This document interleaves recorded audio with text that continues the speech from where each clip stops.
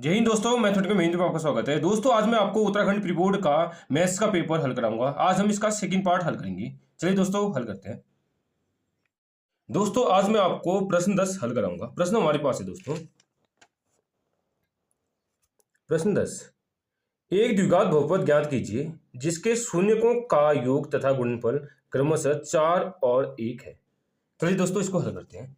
दोस्तों हमको दे रखा है शून्यकों का योग अल्फा प्लस बीटा की वैल्यू क्या दे रखी है 4, और शून्यकों का गुणनफल अल्फा गुणा बी, अल्फा इंटू बीटा बराबर 1 दे रखा है। हमने दोस्तों क्या निकालना है, हमने इसमें निकालना है द्विघात बहुपद क्या होगी इसकी।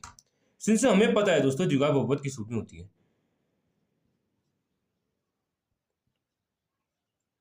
द्विघात बहुपद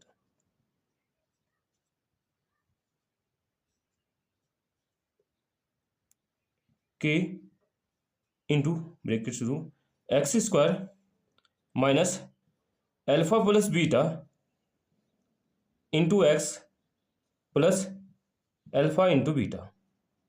दोस्तों ये होता है द्विघात बहुपद की फॉर्म। देखो दोस्तों के वैसे लिखेंगे एक्स स्क्वायर। दोस्तों हमने इन दोनों की हेल्प से द्विघात बहुपद ज्ञात करनी है। अल्फा प्लस बीटा यानी शून्यकों का योग क्या दे देगा हमको 4 दे देगा, यानी अल्फा प्लस बीटा की जगह क्या रखेंगे दोस्तों 4 रखेंगे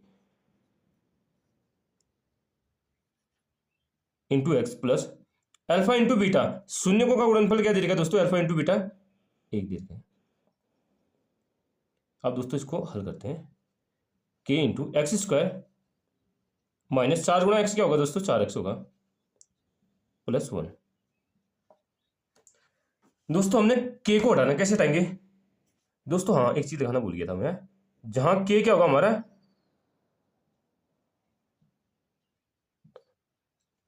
के हमारा अचर होगा, कांस्टेंट होगा की।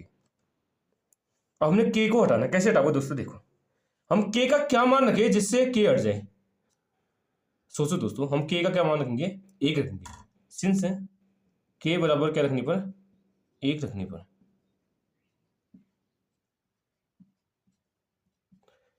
अब के की जगह 1 रखो 1 into x square minus 4x plus 1। किसी भी संख्या किसी भी चीज को जब हम 1 से गुणा करते हैं वही संख्या या वही चीज आ जाती है। तो 1 इंटू इतना क्या हो जाएगा, ये हो जाएगा x square minus 4x plus 1। दोस्तों इसको हल करके ये आ गया, इसलिए हमारी द्विघात बहुपद क्या हो जाएगी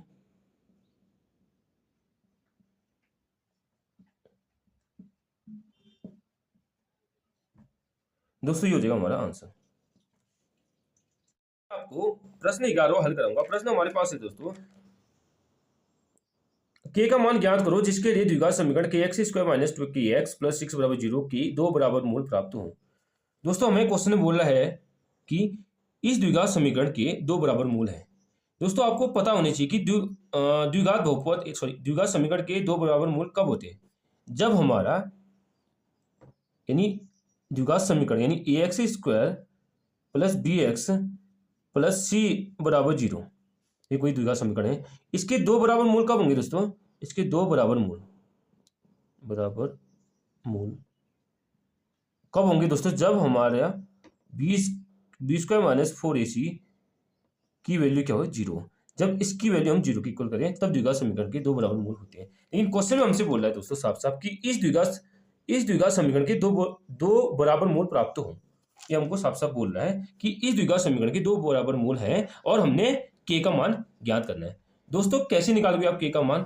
इस फॉर्मूले की हेल्प से हम के का मान निकालेंगे। चलिए दोस्तों इस फॉर्मूले को लिखते हैं। सिंस हमें पता है कि बी स्क्वायर माइनस 4ac की वैल्यू क्या होगी दोस्तों 0 होगी, ठीक है। अब बी क्या हो जाएगा दोस्तों? यहाँ एक्स का गुणांक क्या है 2k, यानी बी की वैल्यू क्या हो जाएगी, एक्स का गुणांक क्या है दोस्तों -2k, यानी -2k का होल स्क्वायर माइनस 4 इंटू ए, यानी ए क्या होता है दोस्तों एक्स स्क्वायर का गुणांक 1 है, सॉरी के है, यानी ए की वैल्यू क्या हो जाएगी के इंटू सी क्या दोस्तों 6 बराबर 0। आए समझ दोस्तों? कुछ टफ नहीं यार, अभी भी टफ लग रहा है आपको, दोबारा बता देता हूँ। देखो दोस्तों हमको दे रखा है, हमको द्विघात समीकरण दे रखी है कि x square minus 2k x plus 6 बराबर 0। दोस्तों अब इसकी तुलना हम करते हैं ए एक्स स्क्वायर द्विघात समीकरण से करते हैं। A X square plus B X plus C बराबर 0। अब देखो एक्स स्क्वायर का गुणन क्या है दोस्तों, ए की वैल्यू क्या हो जाएगी के, ए बराबर क्या आ गया हमारा के आ गया। अब बी, एक्स का गुणन क्या है बी, और यहाँ एक्स का गुणन क्या है -2k, यानी बी की वैल्यू क्या हो जाएगी दोस्तों -2k हो जाएगी, यानी इसकी वैल्यू क्या हो जाएगी, और सी की वैल्यू क्या होगी तो एक ही बचा है 6 हो जाएगी। इन सभी का मान मैंने यहाँ रख दिया, बी की जगह क्या रख दिया मैंने -2k का होल स्क्वायर, फिर ये सूत्र का माइनस लगाया, फिर 4 इंटू ए की वैल्यू क्या है दोस्तों के रख दिया, गुणा सी की वैल्यू क्या है 6। इतना ही है दोस्तों, कुछ तब नहीं है। अब इसको हल करते हैं। माइनस का स्क्वायर क्या होता है दोस्तों हमेशा प्लस होता है, 2 का स्क्वायर 4 और के का स्क्वायर के स्क्वायर होता है, -4 से 24, 24 इंटू के, 24 इंटू के हो जाएगा बराबर 0 हो जाएगा। अब देखो दोस्तों 4 के स्क्वायर बराबर क्या हो जाएगा दोस्तों -24 के, यहाँ आ जाएगा -24 के इक्वल स्टेट आएगा तो क्या होगा +24 के हो जाएगा।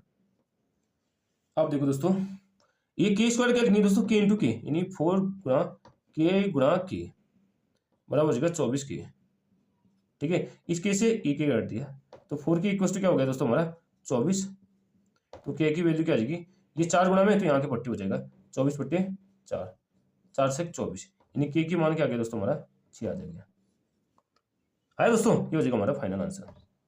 या दोस्तों ऐसे कर लो इसको, के स्क्वायर है -24 के बराबर 0, 3 दोनों कॉमन किया दोस्तों, 4 के कॉमन कर लो तो यहाँ क्या बचा, यहाँ बचा के, यहाँ बचा 4 से 24 बराबर 0, तो 4 के बराबर क्या हो जाएगा दोस्तों 0, तो के बराबर आगे 0/4 0 हो जाएगा, एक आंसर ही हो गया। और के -6 बराबर क्या 0, तो के की वैल्यू क्या आ जाएगा हमारे 6। दोस्तों के हमारे 2 मान निकल जाएंगे, ऐसे हमारा 1 मान निकला, ऐसे हमारे 2 मान निकल जाएंगे।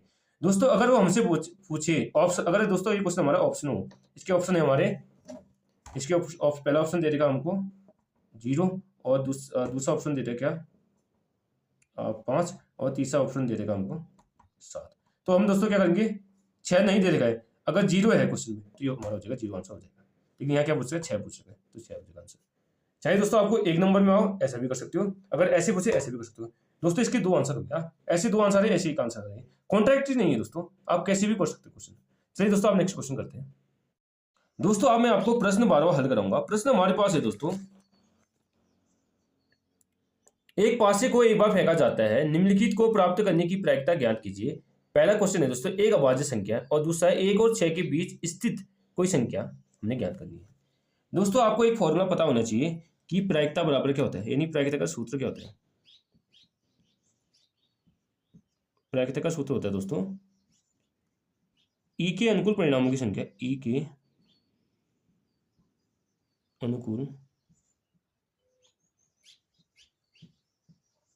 परिणामों की संख्या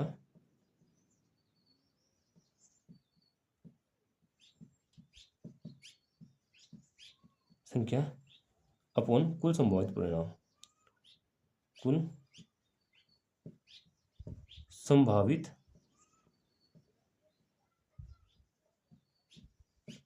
परिणाम। दोस्तों इस फॉर्मूले का हम यूज करेंगे, ठीक है दोस्तों। इसका पहला पार्ट करते हैं हम, कैसे करेंगे दोस्तों, ये देखो क्या दोस्तों, एक पासे को एक बार फेंका जाता है। दोस्तों जब हम पासे को फेंकेंगे ना, इसके क्या प्रायिकता होगी, क्या संभावित परिणाम होंगे, ये हमको ज्ञात करना है। देखो दोस्तों जब हम एक पासे को जब फेंकते हैं ना दोस्तों, कुल संभावित परिणाम क्या आएंगे, यानी क्या इसके परिणाम होंगे दोस्तों, या तो 1 आ सकता है, या 2 आ सकता है, या 3 आ सकता है, या 4, या 5, या 6। दोस्तों इसके इतने परिणाम होंगे, कितने परिणाम होंगे दोस्तों, 1 2 3 4 5, यानी 6 परिणाम होंगे इसके, जब हम एक पासों को हम जब फेंकते हैं, ठीक है दोस्तों। कुल संभावित परिणाम तो हमारे 6 आ गए। दोस्तों इसका पहला पार्ट क्या कर रहा है, इसको नीचे कर देते हैं। पहला पार्ट कह रहा है हमसे एक अभाज्य संख्या, एक अभाज्य संख्या, एक अभाज्य संख्या आने की प्रायिकता क्या होगी। दोस्तों सबसे पहले आपको पता होना चाहिए कि अभाज्य संख्याएं होती क्या है। दोस्तों अभाज्य संख्याएं हम उन्हें कहते हैं जिनकी सिर्फ 2 गुणनखंड हो, एक गुणनखंड 1 और दूसरा वो खुद संख्या हो, उन्हें कहते हैं अभाज्य गुणनखंड। दोस्तों इसका ऑर्डर मैं आपको बता देता हूं, इसका ऑर्डर होता है 2 3 5 7, चलते रहेगा। दोस्तों मैंने इसका अभाज्य संख्याएं का अभाज्य संख्याओं का। दोस्तों अब हम पहला पार्ट हल करेंगे, एक अभाज्य संख्या। दोस्तों आपको पता होना चाहिए कि अभाज्य संख्याएं होती क्या है। दोस्तों अभाज्य संख्या हम उन्हें कहते हैं जिनके केवल दो गुणनखंड हो, दो भिन्न गुणनखंड हो। पहला पहला गुणनखंड एक और दूसरा गुणनखंड वो खुद संख्या हो, उन्हें हम अभाज्य संख्या कहते हैं। दोस्तों मैंने अभाज्य संख्याओं का डिटेल्ड वीडियो बताया है। अगर आप इसका डिटेल्ड में देखना चाहते हो कि अभाज्य संख्या क्या होती है, तो इसका लिंक मैं डिस्क्रिप्शन में दे दूंगा, आप उसे देखो, वहां से आप इजीली समझ जाओगे। दोस्तों मैं शॉर्ट में इसका ऑर्डर बताता हूँ, 2 3 5 7 ये होता है दोस्तों अभाज्य संख्याओं का ऑर्डर होता है। हमने निकाले एक अभाज्य संख्या। अभाज्य संख्या क्या है दोस्तों, यहाँ हमारी 2 है और 3 है 5 है। तो अभाज्य संख्या कितनी आ रही है हमारी, 2 आ रही, 3 आ रही और 5। तो दोस्तों एक अभाज्य संख्या आने की प्रायिकता क्या हो जाएगी दोस्तों, एक अभाज्य संख्या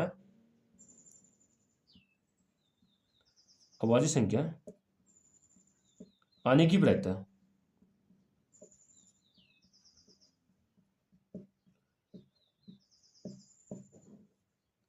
देखो दोस्तों क्या होगी। पहले क्या करते हैं दोस्तों, एक ही अनुकूल परिणामों की संख्या, यानी हमारा इवन, यानी क्या इवेंट क्या आ रहे हैं हमारे, 2 3 5, यानी कितने आ रहे हैं, 3 आ रहे हैं, यानी 3 हो जाएंगे। बट्टे कुल संभावित परिणाम, कितने परिणाम है, 6, यानी 6, 3 एकम 3, 3 दूनी 6, यानी आंसर क्या हो जाएगा दोस्तों हमारा 1/2। यानी पहला पार्ट तो हो गया। अब दोस्तों हमने दूसरा पार्ट करना हल। दूसरा पार्ट क्या बोला दोस्तों, 1 और 6 के बीच स्थित कोई संख्या,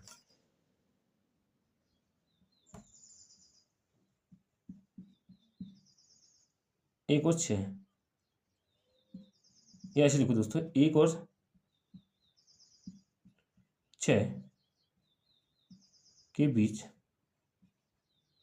स्थित संख्या क्या हो जाएगी दोस्तों, स्थित कोई संख्या। 1 और 6 के बीच में क्या आ रही संख्या हमारी, 1 और 6 के बीच में, 1 और 6 के इन दोनों संख्याओं के बीच में 1 आ रहा है, 2 3 4 5 आ रहा है, 2 आ रहा है, 3 आ रहा है, 4 आ रहा है, 5 आ रहा है। ये आ रही है हमारे दोस्तों 1 और 6 के बीच संख्या। तो कितनी संख्या आ रही है दोस्तों, 1 2 3 4, यानी 4 संख्या आ रही है। तो देखो दोस्तों 1 और 6 के बीच कोई संख्या आने की प्रवृत्ति, कोई संख्या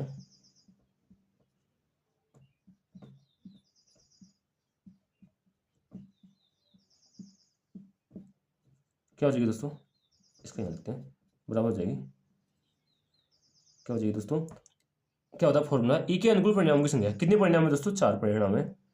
किसमें से, टोटल परिणाम 6 से, यानी 2 दूनी 4, 2 3 6, यानी 2/3 इसका आंसर हो जाएगा, 2/3 है भाई। आज समझ दोस्तों कुछ टफ नहीं। अब डायरेक्ट भी कर सकते हो, हमसे पूछा अभाज्य संख्या पूछा ना, पहला पार्ट ऐसे कर लो। टोटल परिणाम कितने होते हैं दोस्तों, 6 परिणाम होते हैं। अभाज्य संख्या कितनी है हमारी, 1 2 3, 3/6 हो गया। और दूसरा क्या पूछा है, 1 और 6 के बीच स्थित संख्या, 1 और 6 के बीच 1 2 3 4, 4 आ रहे कितने, 6 में, तो 4/6, 2 दूनी 4, 2 3 6, 3 एकम 3, 3 दूनी 6, यानी 1/2 और हो जाएगा 2/3। दोस्तों शॉर्ट में ऐसे भी कर सकते हैं आप। दोस्तों अब मैं आपको प्रश्न 13वां हल कराऊंगा। प्रश्न हमारे पास है दोस्तों, एक्स एक्स पर वह बिंदु ज्ञात कीजिए जो 2 -5 और -2, 9 से समदूरस्थ है। दोस्तों हमने निकालना क्या है दोस्तों, एक्स एक्स पर वह बिंदु हमने ज्ञात करना है। दोस्तों जो चीज हमने ज्ञात करनी होती है उसे हम पहले मान लेंगे। और एक पॉइंट है दोस्तों, समदूरस्थ।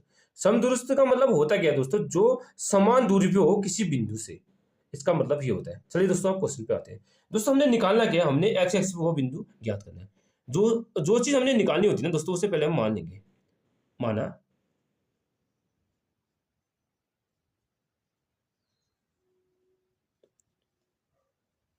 एक्स एक्स पर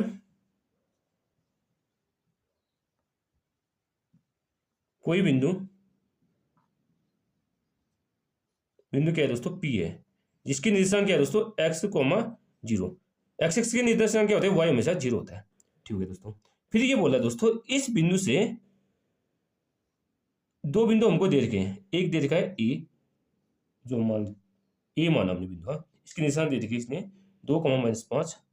और दूसरा बिंदु क्या है बी, इसके निर्देशांक दे रखे हैं -2, 9। वो बोल रहा है कि दोस्तों ये दोनों बिंदु इस बिंदु से समान दूरी पर है, यानी पी ए बराबर क्या हो जाएगा पी बी, यानी इन दोनों के बीच की डिस्टेंस क्या हमारी बराबर है। सिंस पी ए बराबर क्या है दोस्तों, पी ए बराबर क्या है पी बी। कैसे हो रहा है दोस्तों, समदूरस्थ है दोस्तों, समदूरस्थ है। अब दोस्तों हमने पी ए कैसे निकालेंगे, यानी हमने पी ए की बीच की दूरी निकालनी है। दोस्तों आपको बीच की दूरी का फॉर्मूला पता होना चाहिए। इसका फॉर्मूला होता है दोस्तों, किसी दो बिंदुओं के बीच की दूरी का फॉर्मूला होता है under root x2 minus x1 का whole square plus y2 minus y1 का होल स्क्वायर। इससे हम x का मान निकाल देंगे। चलिए दोस्तों पहले निकालते हैं पी ए की बीच की दूरी। पहले पी ए की निशान लेते हैं। पी की निशान क्या है दोस्तों हमारे x, 0 और ए की निशान क्या है दोस्तों 2, -5। ठीक है दोस्तों, इसको कहते हैं हम क्या है, डिटेल में करते हैं दोस्तों। x1 कितना हो जाएगा x है, और x2 कितना है, x2 हमारे पास है 2। ठीक है, और y1 क्या है 0, और y2 क्या है दोस्तों -5। ठीक हो गया। अब इसी तरह हम पी बी के भी निकालते हैं। पी की निशान क्या है दोस्तों हमारे x, 0 और बी क्या है, बी की निशान है -2, 9। x1 कितना दोस्तों, x1 है x, और x2 हो गया -2, और इसी तरह y1 हो जाएगा 0 और y2 हो जाएगा दोस्तों हमारा 9। आया समझे दोस्तों, कुछ सब नहीं है। अब हम बीच की दूरी का फॉर्मूला रखते हैं। पी ए की बीच की दूरी,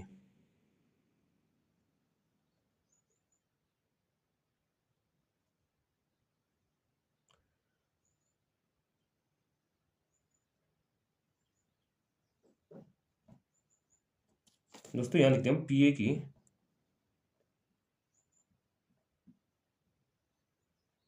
बीच की दूरी। इसका फॉर्मूला क्या होता है दोस्तों,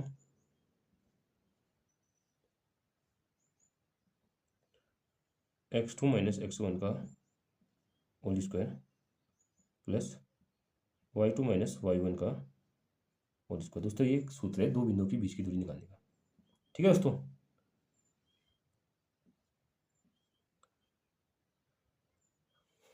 इसका भी साथ ही कर लें। ये हो जाएगी दोस्तों पी बी की बीच की दूरी। पी बी की बीच की दूरी क्या हो जाएगी दोस्तों, इसका फॉर्मूला क्या होता है दोस्तों हमारा x2 माइनस x1 का whole square plus y2 minus y1 का होल स्क्वायर। दोनों की वैल्यू पुट करके बराबर करके आंसर निकालते हैं। दोनों साथ ही करते हैं। x2 माइनस x1, x2 क्या है दोस्तों यहाँ 2 माइनस x1 क्या है दोस्तों x, 2 माइनस x का होल स्क्वायर प्लस y2 क्या है दोस्तों यहाँ y2 है -5 माइनस सूत्र का माइनस y1 कितना है दोस्तों 0, यानी 0 का होल स्क्वायर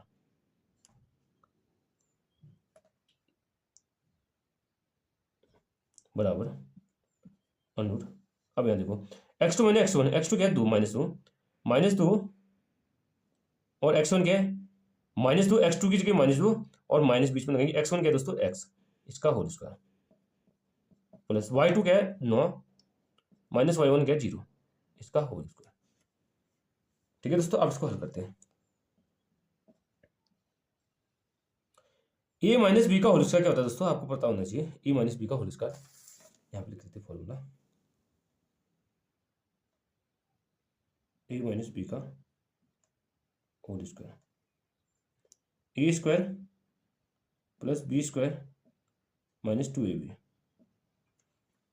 ये होता है दोस्तों हमारा a माइनस बी का होल स्क्वायर होता है a square plus B square minus 2ab। इस फॉर्मूला का यूज यहाँ करेंगे। a की जगह क्या है 2 और b की जगह x। a माइनस बी का होल स्क्वायर क्या हो जाएगा, a का स्क्वायर यानी 2 का स्क्वायर क्या हो जाएगा 2 का स्क्वायर प्लस b क्या है x, यानी x का स्क्वायर माइनस 2 गुणा a इंटू बी, 2 दूनी 4 इंटू एक्स यानी 4x हो जाएगा। और ये क्या हो जाएगा -5 माइनस 0 क्या होगा -5, यानी -5 का होल स्क्वायर हो जाएगा। हाँ दोस्तों बीच में प्लस होगा, अब बराबर। अब यहाँ देखो दोस्तों, ये इन दोनों में कॉमन क्या करते हैं, माइनस कॉमन लेते हैं, और यहाँ क्या बचा 2 प्लस एक्स का होल स्क्वायर। इसको शॉर्ट में ऐसे कर देते हैं प्लस 9 में से 0 घटा क्या होता है दोस्तों 9, यानी 9 का होल स्क्वायर हो जाएगा। ठीक है दोस्तों, अब इसको हल करते हैं। 2 का square 4 plus x square minus 4x minus का स्क्वायर प्लस होता है, 5 का स्क्वायर 25 प्लस 25 हो जाएगा। अब देखो दोस्तों यहाँ क्या लगाएंगे दोस्तों, हम a प्लस बी का होल स्क्वायर लगाएंगे। माइनस का स्क्वायर क्या होता है दोस्तों, प्लस होता है, ये हमको पता है। अब यहाँ लगाएंगे a प्लस बी का whole square. a plus B का होल स्क्वायर आपको पता होना चाहिए दोस्तों, a प्लस बी का होल स्क्वायर क्या होता है दोस्तों, इसका फॉर्मूला होता है a square plus B square plus 2ab, ये होता है इसका फॉर्मूला। a प्लस बी का होल स्क्वायर क्या हो जाएगा, a square plus B square plus 2ab। a क्या है 2 और b क्या है x है। a का स्क्वायर यानी 2 का स्क्वायर प्लस x का स्क्वायर प्लस 2 गुणा a इंटू बी, 2 गुणा 2 इंटू एक्स प्लस 9 का स्क्वायर क्या होता है 81, 9 9 81। ठीक है दोस्तों, अब इसको हल करते हैं। 25 4 29 यानी एक्स स्क्वायर माइनस 4x, 25 4 क्या होता है 29। ठीक है दोस्तों, अब इसको हल करेंगे। 2 का square 4 plus x square plus 2 4x plus 81।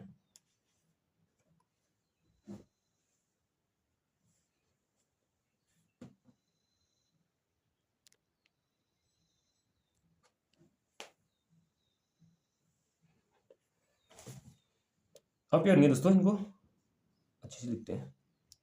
X square minus 4x plus 29 बराबर क्या हो जाएगा, इन सबको जोड़ देते हैं। एक्स स्क्वायर पर लिखेंगे x square plus 4x, 81 plus 4 क्या होता है 81 प्लस 4 होता है 85 हो जाएगा। दोस्तों अब हमने इन दोनों को हल करके x का मान निकालना है। दोस्तों सबसे पहले हमारा काम है इस अनरूट को हटाना। कैसे हटाएंगे दोस्तों, थोड़ी देर सोचो। दोस्तों हम इसे एक तरीके से हटा सकते हैं, अगर यदि हम दोनों तरफ वर्ग करें, यानी स्क्वायरिंग बोथ साइड, यानी दोनों पक्षों का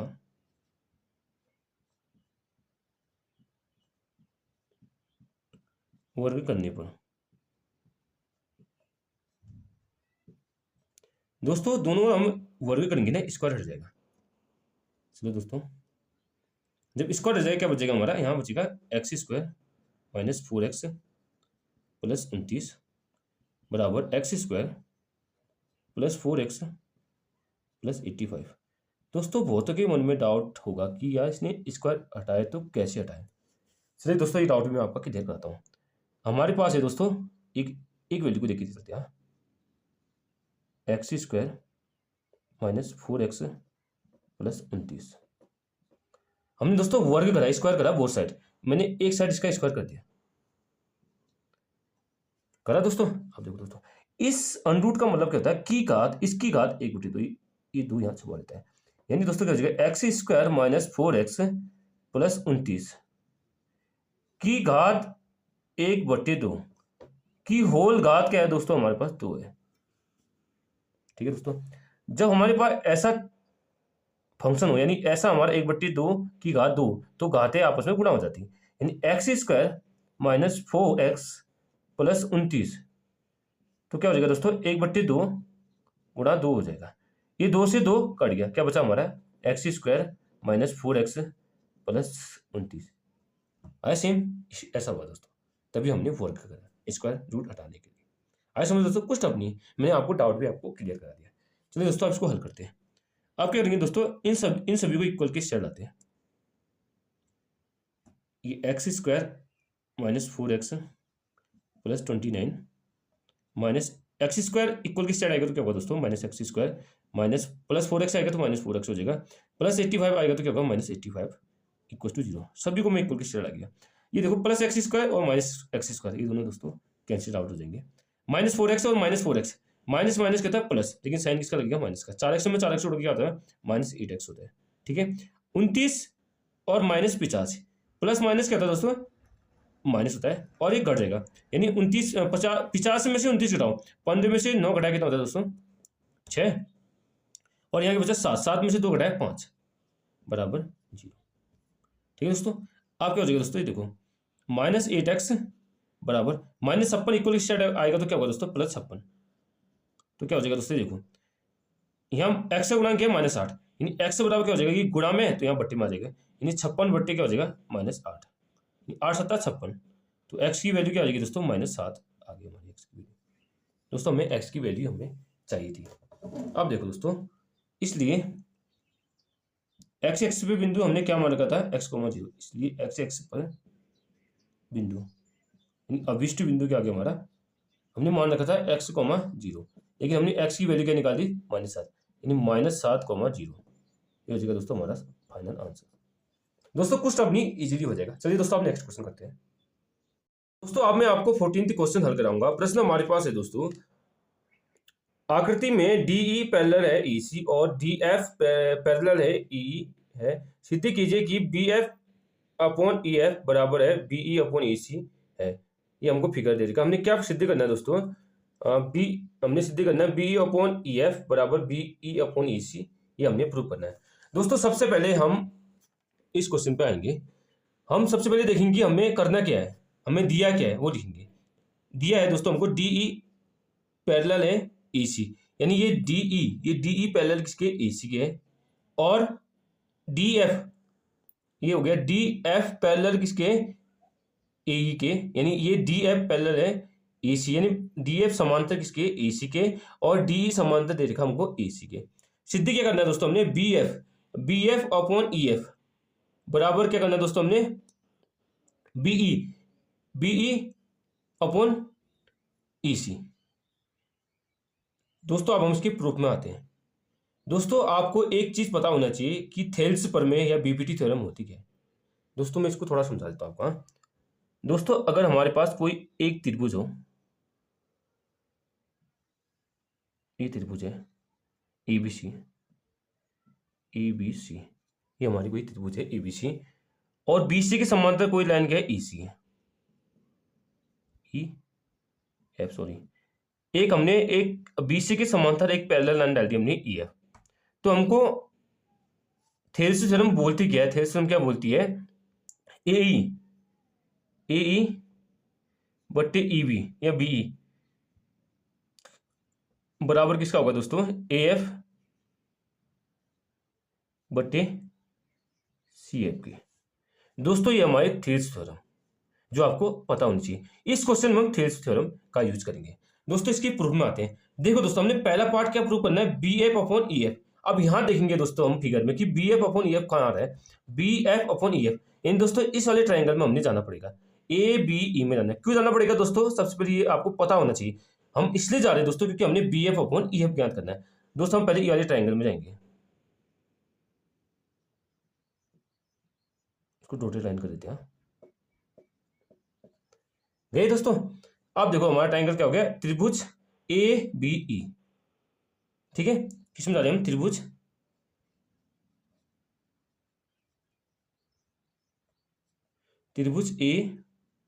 ABE।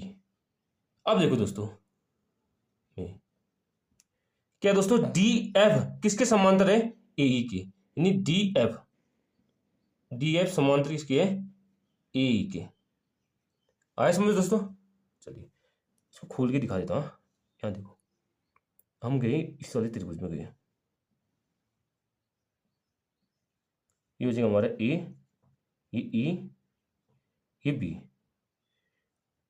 यानी इसके समांतर AE के समांतर क्या है हमारा, FD। अब देखो दोस्तों ये बन गया हमारा ABE, एक त्रिभुज है जिसमें DF समांतर किसके, AE के। अब यहाँ क्या यूज करेंगे, थेल्स थ्योरम यूज करेंगे। ऐसे बना दोस्तों त्रिभुज हमारी ये। तो क्या हो जाएगा हमारा थेल्स थ्योरम जब यूज करेंगे, BF अपॉन EF बराबर हो जाएगा AD अपॉन DB हो जाएगा।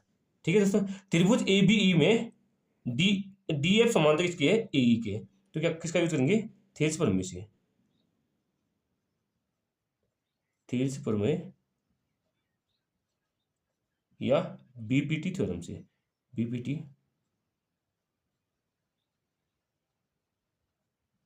थ्योरम से। दोस्तों ये क्या बोलती है थ्योरम को भी मैंने आपको यहाँ पे बता रखा था। तो क्या हो जाएगा हमारा BF अपॉन EF बराबर किसके है, AD अपॉन BD, या दोस्तों देखो AD अपॉन BD, देखो AD अपॉन DB, देखो बात एक ही है दोस्तों। ये हो जाएगी हमारी समीकरण 1। आइए समझ दोस्तों, कुछ टफ नहीं है दोस्तों, बहुत ही इजी क्वेश्चन होते हैं ऐसे। बस आपको ध्यान देना है कि हमको क्या क्या चाहिए इस क्वेश्चन पे। ये तो होगी समीकरण 1। अब क्या चाहिए दोस्तों, अब यहाँ चलते हैं। अब हमने क्या निकालना है, BE अपॉन EC। अब BE अपॉन EC क्या है, देखो BE अपॉन EC यानी दोस्तों हमने पूरा त्रिभुज लेना पड़ेगा, यानी दोस्तों हमने पूरे त्रिभुज में जाना पड़ेगा, ये पूरे त्रिभुज में। ठीक दोस्तों, मैं दोबारा बनाता हूँ इस फिगर को, खोल के देखते हैं दोस्तों। अब मैं इस फिगर को दोबारा खोल के लिखता हूँ, खोल के बनाता हूँ। ये हमारा एक त्रिभुज है, ये त्रिभुज है, ठीक है। लाइन ऐसे आ गई, ये जी ये B, ये C, ABC, और ये हो गया D, और ये हो जाएगा E। अब हमने पूरे त्रिभुज में जाना है, क्योंकि हमने क्या लाना है, BE अपॉन EC लाना है। अब देखो दोस्तों, यहाँ थेल्स पर में लग रही है दोस्तों। देखो एक कोई लाइन क्या है हमारी, AC है, AC के समांतर क्या है, AC के समांतर क्या है दोस्तों, यहाँ AC के समांतर क्या है, DE। जब AC के समान DE हो तो हम यहाँ थेल्स पर में यूज करते हैं, यानी क्या हो जाएगा, BE अपॉन EC बराबर क्या हो जाएगा, BD अपॉन DE, या BE अपॉन EC बराबर क्या हो जाएगा हमारा, AD अपॉन DB हो जाएगा। आइए समझ दोस्तों, कुछ टफ नहीं है थेल्स पर में से। अब किस त्रिभुज जा रहे हैं दोस्तों, हम पूरे त्रिभुज में, त्रिभुज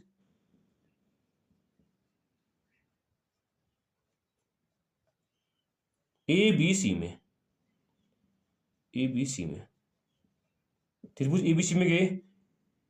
इसमें क्या है, DE के समांतर, यानी इस लाइन के समांतर क्या है, ये वाली लाइन है, यानी इस लाइन के समांतर क्या है, ये दोस्तों ये पूरा त्रिभुज हमको दे रखा है, इसको मैंने खोल के यहाँ लिख दिया। यानी क्या है हमारा, DE के समांतर क्या है, AC। जब ऐसी कंडीशन होती है ना दोस्तों, हम थेल्स प्रमेय का यूज करते हैं, यानी हम थेल्स प्रमेय से, थेल्स प्रमेय से, या BPT थ्योरम बोलते हैं, BPT थ्योरम, जो मैंने अभी यहाँ पे बता रखी आपको। अब देखो दोस्तों, अब कैसे करेंगे, BE अपॉन EC हमको ये चाहिए ना, BE upon EC, BE upon EC बराबर क्या है दोस्तों, AD अपॉन DB या BD, लिखो बात क्या होती है, AD अपॉन BD। ये हो जाएगी दोस्तों हमारी इक्वेशन दूसरी। आए समझो दोस्तों, कुछ समझिए। अब देखो दोस्तों, समीकरण 1 में हमारा BE अपॉन EF हम लागे बराबर किसकी, AD अपॉन BD की, समीकरण 1 होगी। और समीकरण 2 में हम BE अपॉन EC बराबर क्या है, AD अपॉन BD। अब देखो दोस्तों, यहाँ समीकरण 1 और 2 में राइट हैंड साइड यानी दाहिना पक्ष क्या आ रहा है हमारा, AD अपॉन BD और AD अपॉन BD। यानी आपको पता होना चाहिए दोस्तों, जब हमारे दो समीकरण में दाहिना पक्ष हमारा क्या है, बराबर है, तो बायां पक्ष हमारा ऑलरेडी इक्वल हो जाता है। अगर राइट हैंड साइड इक्वल है तो left hand side also equal हो जाता है, ठीक है। ये आपको पता होना चाहिए। फ्रॉम इक्वेशन यानी समीकरण 1 और 2 से दोस्तों, समीकरण 1 और 2 से, समीकरण 1 और 2 से राइट हैंड साइड इक्वल है तो left hand side also equal हो जाएगा, यानी BF बटे EF बराबर क्या हो जाएगा हमारा, BE अपॉन EC। दोस्तों यही हमने क्या करना था, प्रूव करना था। देखो दोस्तों, ये हमने प्रूव करना था। दोस्तों हमने क्वेश्चन में करा क्या है, सबसे पहले हमने जो दे रखा था हमने लिख लिया, और जो सिद्ध करना है हमने वो भी लिख लिया। फिर फिगर बनाया हमने, हमको ABC कोई त्रिभुज दे रखा है जिसमें क्या है, ये DE समांतर इसके AC के और DF समांतर इसके AE के। दोस्तों हमारी फर्स्ट अप्रोच क्या होनी चाहिए, what is the first approach, हमारी फर्स्ट अप्रोच होनी चाहिए, हमने करना क्या है, हमने BF अपॉन EF निकालना है। ये कहाँ आ रहा है दोस्तों, किस ट्राइंगल में आ रहा है, ये हमने देखना होगा। ये आ रहा है BF अपॉन EF आ रहा है, यानी इस त्रिभुज में, यानी हमने गलत त्रिभुज ले लिया, पहला त्रिभुज हमने ये बना दिया, इसको इस त्रिभुज को मैंने खोल के यहाँ लिख दिया। आइए समझ दोस्तों, फिर यहाँ क्या करा मैंने, थेल्स प्रमेय का यूज करा है। इस क्वेश्चन में नीड क्या है, हमारे पास थेल्स प्रमेय हमको आनी चाहिए। ये थेल्स प्रमेय या BPT थ्योरम से हमने ये एक समीकरण निकाल दी।